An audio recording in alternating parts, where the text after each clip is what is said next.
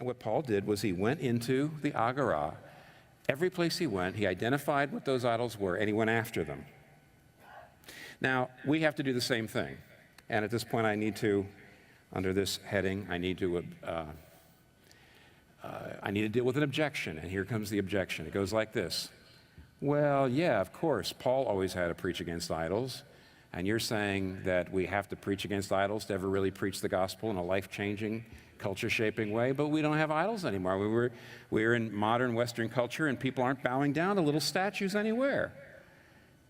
So how in the world should we be coming against idols? And of course, the answer to that is, biblically speaking, please don't be naive.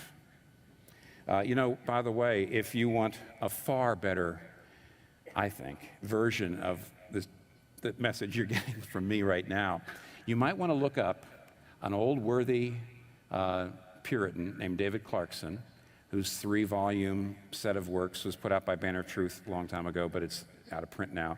And in the second volume, David Clarkson has an unbelievably thorough, typically Puritan sermon called Soul Idolatry Excludes Men Out of Heaven.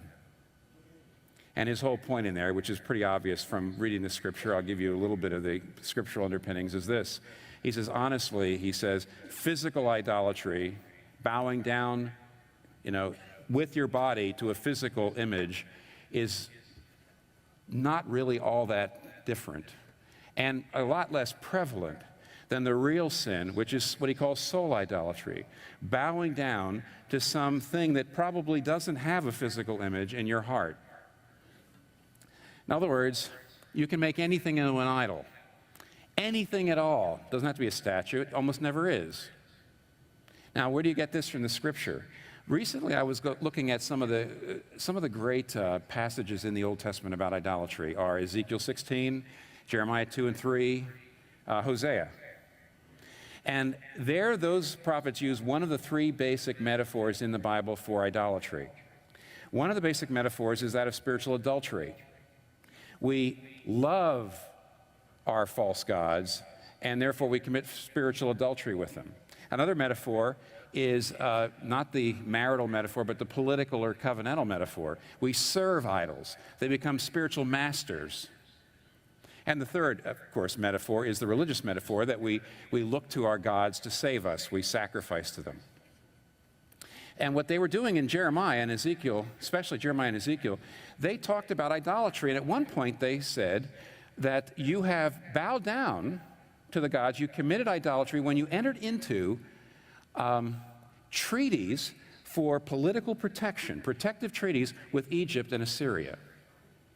Now, obviously I've been reading this thing for years and never noticed this. When those prophets say that's idolatry, to have entered into those protective treaties with Egypt and Assyria, surely the government officials of Israel must have said, we're not bowing down to the gods of Assyria. We're not bowing down to the gods of Egypt. What are you talking about?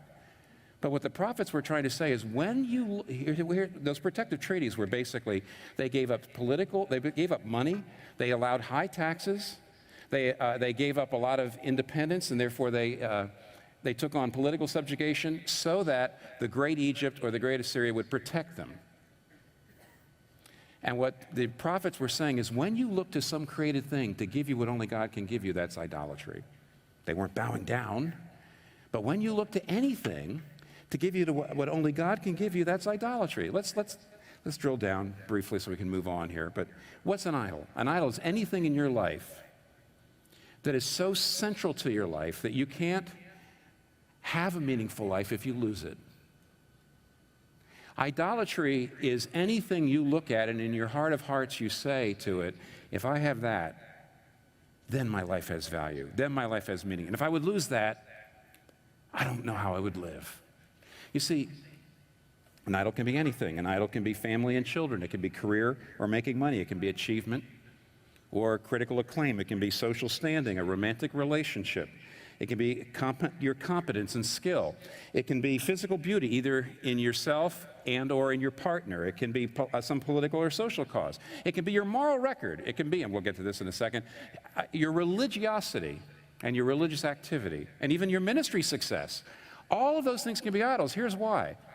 When you lose one of those things, and it's just a good thing to you, then you're sad. But if you lose one of those things, and it's become an ultimate thing, it's not just a good thing, but an ultimate thing, then you want to throw yourself off a bridge. That's how you can know whether that's an idol in your life, because you can't live without it.